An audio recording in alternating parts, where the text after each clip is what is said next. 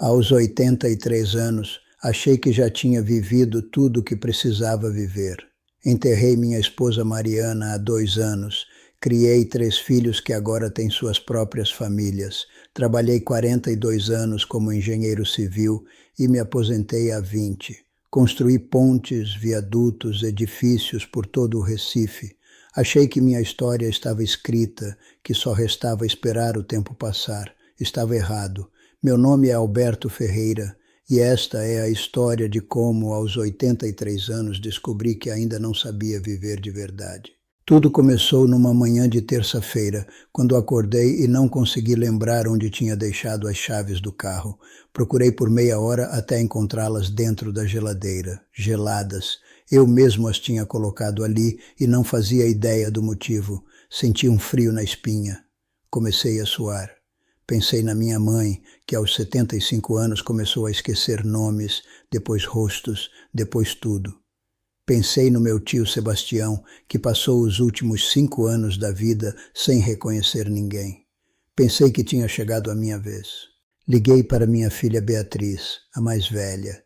Ela veio correndo, preocupada, me levou ao médico. Fizeram exames, ressonância, testes de memória. O diagnóstico foi uma palavra que me assustou mais que qualquer doença. Declínio cognitivo leve. O médico explicou que era comum na minha idade, que poderia progredir ou estabilizar, dependendo do meu estilo de vida. Me deu uma lista de recomendações que joguei no lixo assim que cheguei em casa. Não ia deixar um papel me dizer como viver. Mas o medo permaneceu. Comecei a testar minha memória obsessivamente. O que comi ontem? Não lembrava. Qual era o nome daquela vizinha? Esqueci. O número de telefone da Beatriz? Tive que olhar no celular. Cada esquecimento me jogava num poço de angústia. Passei semanas assim, trancado em casa, com medo do próprio cérebro. Foi quando recebi um telefonema inesperado. Era Henrique Barbosa, meu melhor amigo desde os tempos de faculdade. Não nos falávamos há quase 1 ano desde o enterro da Mariana. A voz dele pelo telefone era firme, clara, jovial. Alberto, há quanto tempo? Preciso te ver. Henrique tinha 103 anos. Sim, 103. 20 anos mais velho que eu, e parecia ter metade da minha idade mental. Eu sempre admirei aquele homem, mas também sempre o invejei um pouco. Enquanto eu sentia o corpo e a mente desacelerarem, ele continuava afiado como uma navalha. Marcamos de nos encontrar num café no bairro da Boa Vista, perto de onde morávamos quando jovens. Quando cheguei, ele já estava lá, sentado sozinho numa mesa perto da janela, resolvendo palavras cruzadas no jornal. De caneta, vi quando ele preencheu uma resposta sem hesitar, com aquela letra firme que eu conhecia tão bem. Alberto, meu amigo. Quanto tempo? Nos abraçamos. Ele estava magro, mas forte. Tinha aquele brilho nos olhos que eu lembrava da juventude. Você não mudou nada, Henrique. Ele riu. Claro que mudei. Tenho 20 anos a mais do que da última vez que nos vimos, mas a cabeça continua no lugar. E a sua? A pergunta me pegou desprevenido. Senti vontade de mentir, de dizer que estava tudo bem. Mas era o Henrique. Conhecíamos um ao outro desde 1962. Não adiantava mentir. Tá indo embora, Henrique. A memória tá falhando. Esqueço coisas. Ontem botei as chaves na geladeira. Semana passada esqueci o nome da minha própria neta. O médico disse que é declínio cognitivo. Tô ficando gagá. Ele me olhou por um longo momento, depois pegou o jornal e apontou para a palavra cruzada. 22 vertical. 8 letras. A pista é: desculpa que damos quando desistimos de lutar. Consegue resolver? Olhei para o espaço em branco. Não sei, Henrique. Não estou com cabeça para isso agora. Preguiça. A resposta é preguiça. Ele preencheu os quadradinhos e fechou o jornal. Alberto, você está usando o diagnóstico como desculpa. Declínio cognitivo leve não é sentença de atraso. É um aviso. Mas você já desistiu antes mesmo de começar a lutar. Me senti ofendido. Você não entende, Henrique. Você sempre foi mais forte que eu, sempre foi mais disciplinado. Bobagem. Eu sou disciplinado porque escolho ser, e você está escolhendo ser preguiçoso. A palavra doeu, mas ele não parou. Sabe quantas pessoas eu vi perderem a cabeça ao longo desses 103 anos? Dezenas. Minha irmã Helen, minha amiga Margaret, meu primo Stanley. Todos foram embora antes do tempo. E sabe o que eles tinham em comum? Desistiram de se desafiar. Se acomodaram, deixaram o cérebro apodrecer de tanto desuso. Fiquei em silêncio. Henrique continuou. Quando Helen começou a esquecer, ela tinha 81 anos. Você sabe o que ela fazia o dia todo? Via televisão, horas e horas de novela, de programa de auditório. O cérebro dela virou mingau de tanto não ser usado. E eu fiz uma promessa naquela época. Comigo seria diferente. E foi diferente. Você está aqui com 103 anos, resolvendo palavra cruzada de caneta. Porque eu trabalho para isso todo santo dia, Alberto. Todo dia eu faço escolhas. E você pode fazer as mesmas. Não sei se consigo, Henrique. Ele se levantou. Vem comigo. Quero te mostrar uma coisa. Saímos do café e caminhamos pelas ruas do Recife. Henrique andava devagar, mas com passos firmes. Parou em frente ao prédio onde morávamos quando jovens, antes de nos casarmos, quando dividíamos um apartamento minúsculo e sonhávamos em mudar o mundo. Lembra daqui? Como esquecer? Passei os melhores anos da minha vida aqui. E sabe por que eram os melhores? Porque a gente tinha propósito. A gente estudava, discutia, sonhava. O cérebro da gente estava sempre ligado. Quando foi a última vez que você sentiu isso? Pensei. Quando foi mesmo? Depois que a Mariana partiu, passei a maior parte do tempo sentado na poltrona, vendo televisão, esperando as visitas dos filhos. Não lia mais, não conversava sobre coisas importantes, não me desafiava. Faz tempo, admiti. Então está na hora de recomeçar. Mas eu tenho 83 anos, Henrique, não sou mais jovem, e eu tenho 103. E daí? Idade é só número se você deixar a mente morrer. Vem comigo amanhã de manhã, 7 horas. Vou te ensinar como eu mantenho essa cabeça funcionando. Na manhã seguinte, Henrique apareceu na minha porta pontualmente às 7. Trazia um jornal dobrado debaixo do braço e 2 copos de suco de laranja. Primeiro passo, rotina. Acordo todo dia no mesmo horário. Como a mesma coisa no café da manhã. Mingau de aveia com mirtilos. A consistência ajuda o cérebro a se organizar. Tomamos o suco juntos na varanda. Ele abriu o jornal na página das palavras cruzadas. Agora você vai fazer isso comigo. Todos os dias. E de caneta, não de lápis. Errar faz parte do processo. Mas, Henrique, eu nunca fui bom nisso. Porque nunca praticou. Começa agora. Passamos a manhã inteira resolvendo o desafio. Eu travava em várias pistas, mas ele tinha paciência, me dava dicas, me incentivava a pensar. Quando finalmente terminamos, senti uma satisfação que não sentia havia anos. Viu? Você consegue. Só estava enferrujado. Nos dias seguintes, Henrique me levou para caminhar. Não éramos rápidos, mas caminhávamos. Ele dizia que a circulação sanguínea estimulada pelo movimento beneficiava o cérebro. Me mostrou estudos, pesquisas que ele guardava em cadernos antigos. Sempre foi metódico assim. Também me obrigou a socializar. Nas quintas-feiras jogávamos cartas com um grupo de amigos dele. Eu, que vivia isolado, voltei a conversar, a rir, a discutir. Descobri que sentia falta daquilo. Uma noite, sentados na minha varanda, Henrique me contou algo que nunca tinha compartilhado antes. Alberto, você sabe por que eu faço tudo isso com tanto rigor? Sempre achei que fosse só o seu jeito. Ele balançou a cabeça. Meu pai, Antônio, perdeu a memória aos 62. Eu vi aquele homem brilhante, professor respeitado, se apagar em menos de 3 anos. E no último momento de clareza que ele teve, me olhou nos olhos e disse: não deixa isso acontecer com você, filho. Luta. Senti os olhos marejarem. Foi a última coisa lúcida que ele me disse, e eu carreguei aquilo como uma missão. Não vou deixar o mesmo acontecer comigo, e não vou deixar acontecer com você também. Fiquei emocionado. Henrique sempre foi forte, sempre foi o rochedo em que todos se apoiavam. Ver aquela vulnerabilidade me tocou profundamente.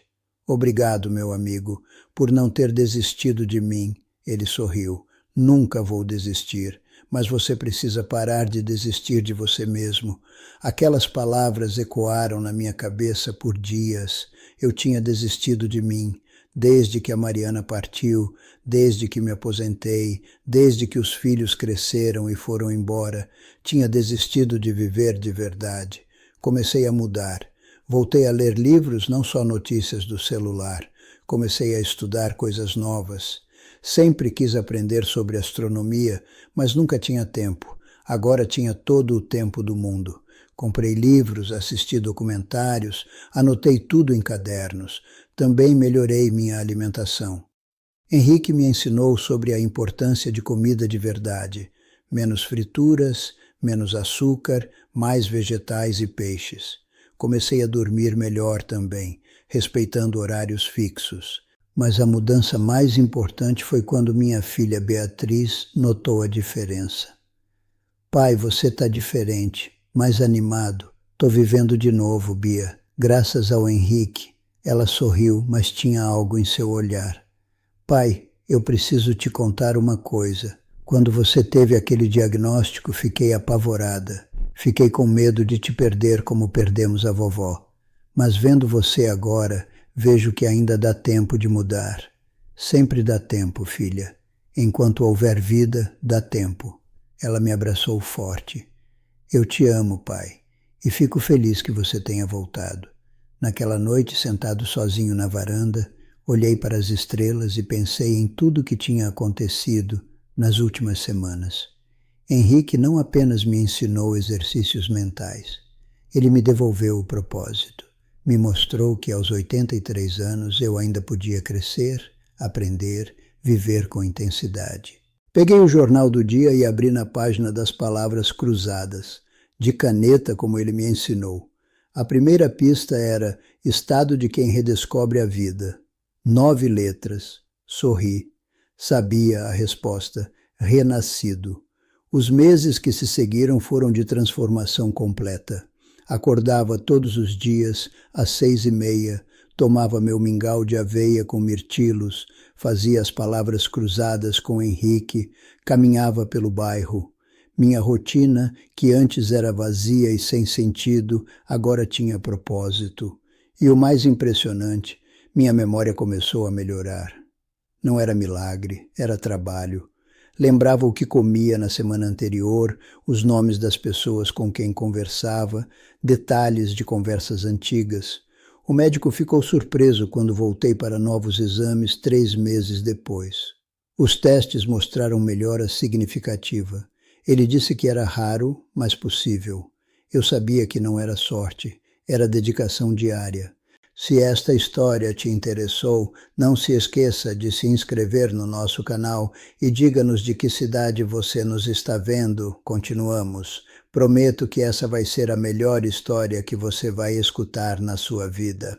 Mas a verdadeira reviravolta aconteceu numa quinta-feira de setembro, durante nosso jogo de cartas semanal. Estávamos eu, Henrique e mais 3 amigos dele, seu Armando, Dona Beatriz e seu Moacir. Jogávamos truco quando Henrique de repente parou no meio de uma jogada. Ficou olhando fixo para as cartas na mão, com uma expressão confusa. Henrique, você está bem? Perguntei. Ele piscou várias vezes, como se estivesse voltando de algum lugar distante. Qual é o jogo mesmo? Todos na mesa ficamos em silêncio. Henrique, o homem que nunca esquecia nada, estava confuso. Meu coração acelerou. É truco, Henrique. Estamos jogando truco, como sempre, disse Dona Beatriz com voz suave. Ele olhou para as cartas novamente e, lentamente, o reconhecimento voltou ao seu rosto. Ah, sim. Truco. Claro. Continuamos jogando, mas algo tinha mudado. Todos percebemos, mas ninguém comentou. Depois do jogo, quando estávamos sozinhos voltando para casa, tentei tocar no assunto. Henrique, aquilo que aconteceu lá foi nada, só um momento de distração. Mas você nunca se distrai. Ele parou de andar e me olhou com uma intensidade que me assustou. Alberto, eu tenho 103 anos. Você acha mesmo que vou ficar assim para sempre? O corpo falha, a mente falha, é inevitável. Mas você sempre disse que era escolha, que era disciplina. E é. Mas isso não me torna imortal. Só me dá mais tempo. E eu vou usar cada segundo desse tempo da melhor forma possível.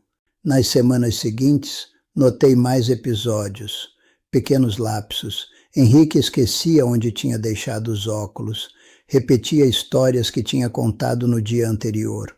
Demorava mais para resolver as palavras cruzadas, e eu via nele o mesmo medo que tinha visto em mim meses atrás.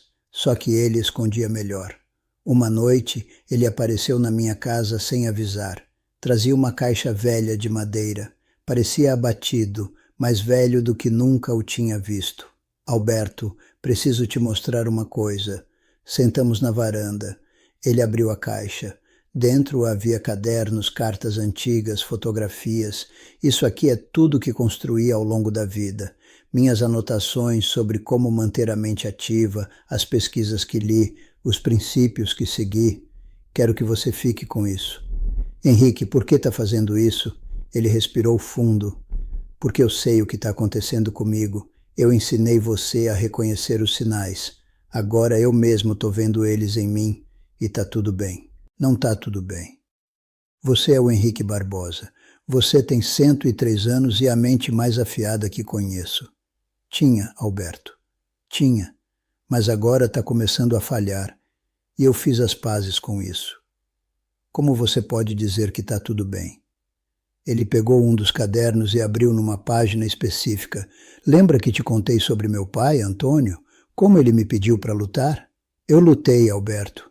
Lutei todos os dias, por mais de 80 anos. Consegui viver até 103 com a mente funcionando. Ganhei décadas que meu pai não teve. Ganhei décadas que Helen, Margaret, Stanley não tiveram. Não vou reclamar agora que a conta está chegando. Senti os olhos arderem.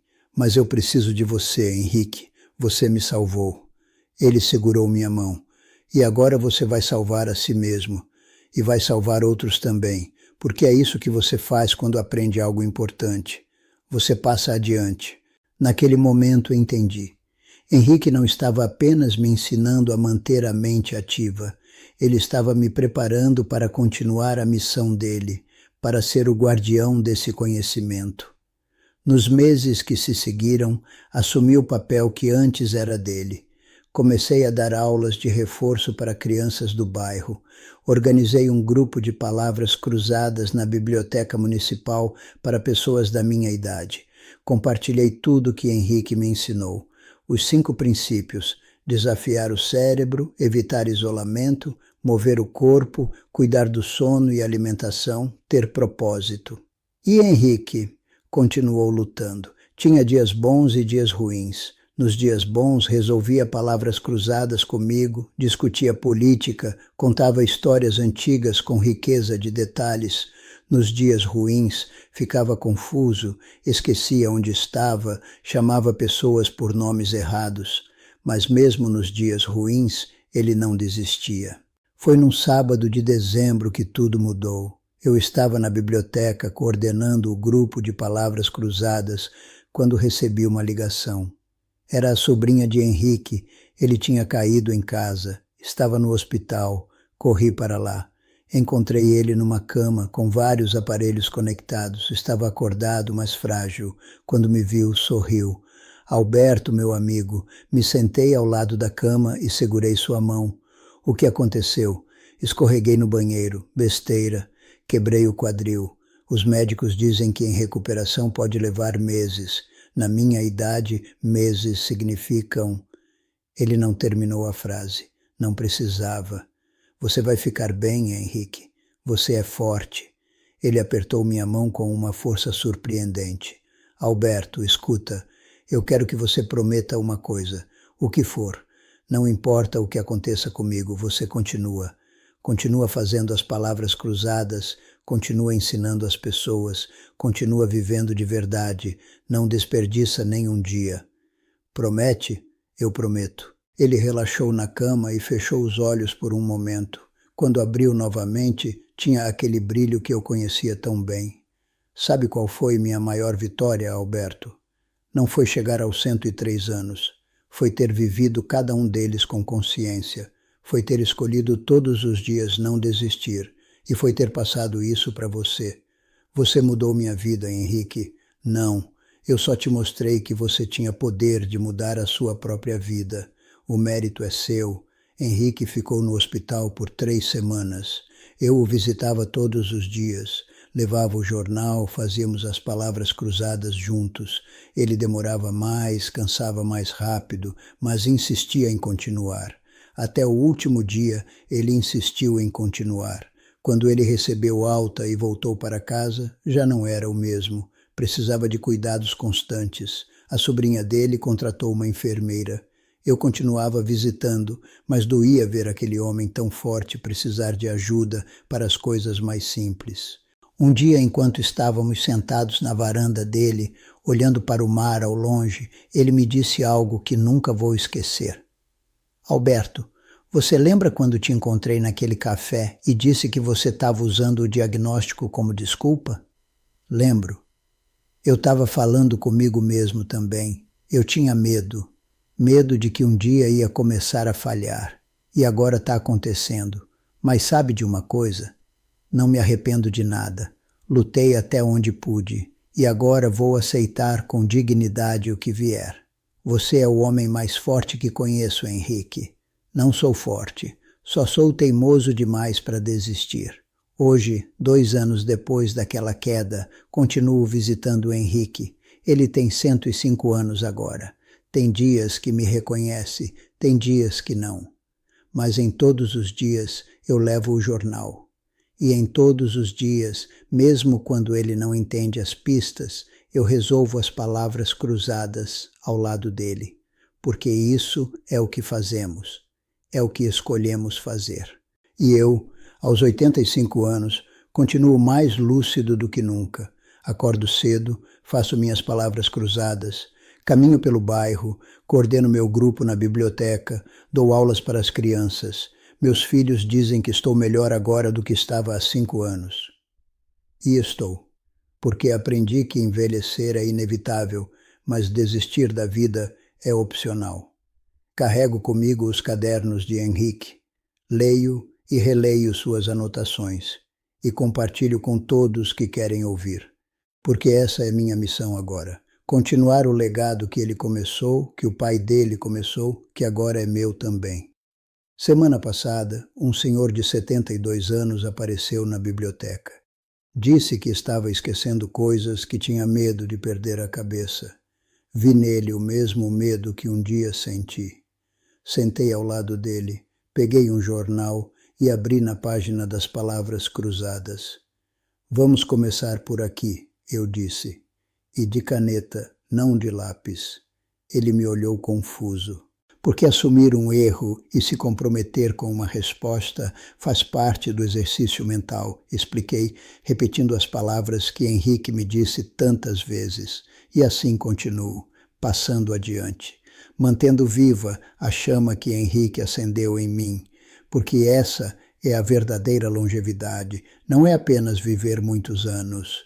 É viver cada ano com propósito, com consciência, com a mente desperta. Aos 85 anos, sei que não tenho tantos anos pela frente quanto gostaria, mas prometo a mim mesmo, a Henrique, a todos que virão depois, vou viver cada um deles com intensidade. Vou continuar resolvendo enigmas, ensinando, aprendendo, crescendo, porque enquanto houver vida, enquanto houver uma palavra cruzada para resolver, vale a pena continuar lutando.